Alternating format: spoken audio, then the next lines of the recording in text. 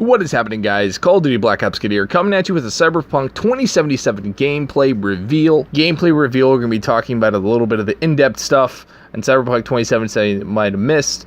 The custom character customization looks pretty in-depth. Everything looks kind of retro, gothic type, with a character customization. You get to choose your character's backstory. That will kind of affect how they look at you in the beginning of the game. And of course nothing's final, so some of this stuff might change. It's a big thumb watermark right in the front. And your character customization looks pretty sweet, looks pretty in-depth. I talk about tattoos, all the other stuff that you can give your character, along with attributes. You didn't collect a class because they don't want you to be locked right in as soon as the game is done. So as soon as the first mission goes off, it tells you the obviously year, Night City, and your first quest. I love that it's like so retro and punk feel, and everything looks so sweet. I think cybernetic enhancements in this game are going to be pretty tight, and the graphics are of course amazing. The user interface is kind of like in your face right now. I feel like they should dumb that down just a little bit, but you can see there's kind of a lot of bars up top, but it looks like you are like playing as like a robot. It's pretty cool. I like that you come out with a pistol. You don't have like walk into a room with a shotgun and just completely dominate. I love that feel. It feels kind of like Detroit Become Human as well, with kind of like how you interact with some of the things, and that you have multiple routes. It's a recent game I played, and that's what it kind of reminds me of. The gunplay is definitely a huge aspect. The gameplay is going to be awesome. Everything around the room is pretty much apparent. Like, everything is pretty damn detailed from what I can tell, and this is a really early alpha build. Stealth is going to be a huge thing, a part of the game, as you just saw that guy getting killed. Inhalers, drugs are going to be a huge thing as well. You see throughout the gameplay trailer all of your characters, doing inhalers that could help with combat.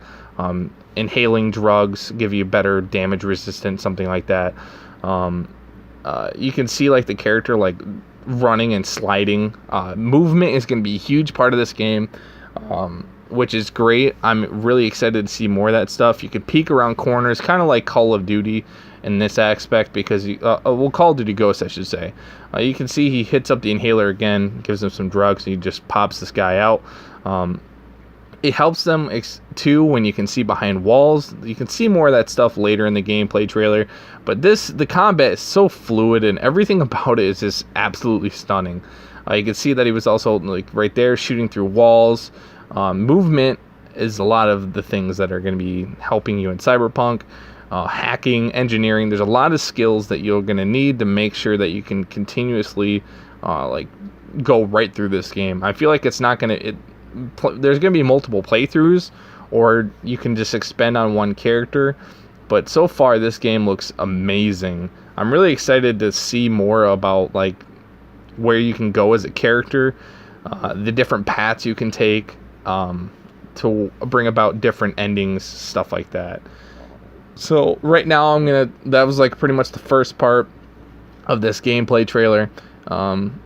Jackie is your companion. Moving on to the next section, it feels like the day and night cycle, possibly when turning on your console, might return you back to your safe house, and different things can happen, I wonder, because this guy just kind of gets off after you wake up. Obviously they've had sex or something, and it kind of like it's kind of like, the way I can think about it is Grand Theft Auto 5's random encounters, where all of a sudden she wakes up and she's like, oh, I just had a great day of partying.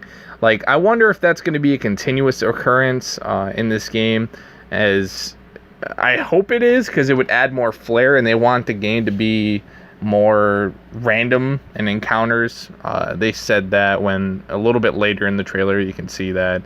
But it's kind of cool because choosing your clothing can affect your reputation, which we talked about in my Cyberpunk 2077, everything we know about it so far. And I like these third-person aspect feels to it, because it makes the game feel more like narrative-driven. I wish they had pretty much a lot of these that happened all the time instead of a lot of talking to Jackie would be all in first person. I would hope to see more third person aspects of this. Obviously, the game is super early and we don't know a lot of things about it, but this glorious view of Night City, opening the window. I mean, I feel like a lot of this game is going to be pretty close counter. A lot of it's going to be very detailed when going inside of buildings. Increasing and customizing your character obviously is going to happen a lot through cybernetic enhancements, which we talked about, and is very apparent in the game. There's a lot of like weird cybernetic creatures, different things with your hands, and you'll see a little bit more of that stuff in the gameplay and the farther in there. You can see a lot of like katanas, shotguns that you can put in your safe room back there. So hopefully you can be able to store them. Hopefully durability isn't a huge thing in this game, but as of right now, we have no idea. Pre-order bonuses are probably going to be pretty apparent in this game as well, as the jacket does a lot of physical and stuff like that. I wonder if pre-orders will give you a better startup when it comes to armor durability. You're going to see a lot of Night City. You can see vendors, random encounters with NPCs as they just kind of slowly move everywhere. It's a huge thing in this game of characters doing whatever they want at any given time. I feel like a lot of random encounters are going to happen too, and Jesus, that looks beautiful. And they want this game to be no loading screens whatsoever, and it's pretty open. A lot of it, I mean, I was immediately immersed. I immediately saw this trailer, and I just was stuck, you know. Eating is going to be a thing, as right back there it says pick a slice, and a lot of vendors as you're just going out of your complex here. It's going to be kind of cool and see how all of these react with your player. We don't know a whole lot of things. We know buying guns, of course, is a huge thing, but you know, there's definitely going to be more things to come.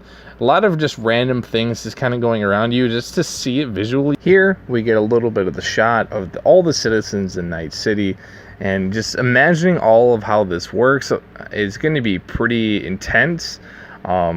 Seeing all these people just kind of wandering around. As you can see, no crosshairs whatsoever on the player at all times. I don't think any of this will pop up like health indicator until you get into combat, or different situations may occur, who knows.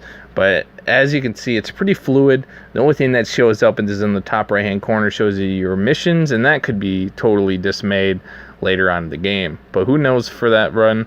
Obviously this game is pre-alpha, so it's very early indicator on what things are going on.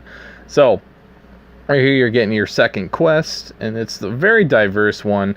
You have different options, as you can see right there, kind of like how Witcher goes across this dialogue system.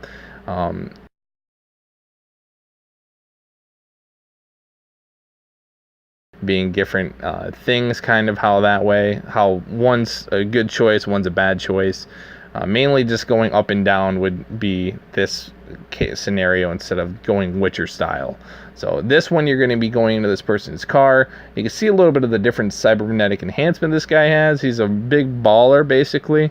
Got the suicide doors that pop up open, and you can see that his guys are a little bit cybernetic enhanced too. He's got a gold arm to gold change, stuff like that. A lot of the things, he's got a really nice car.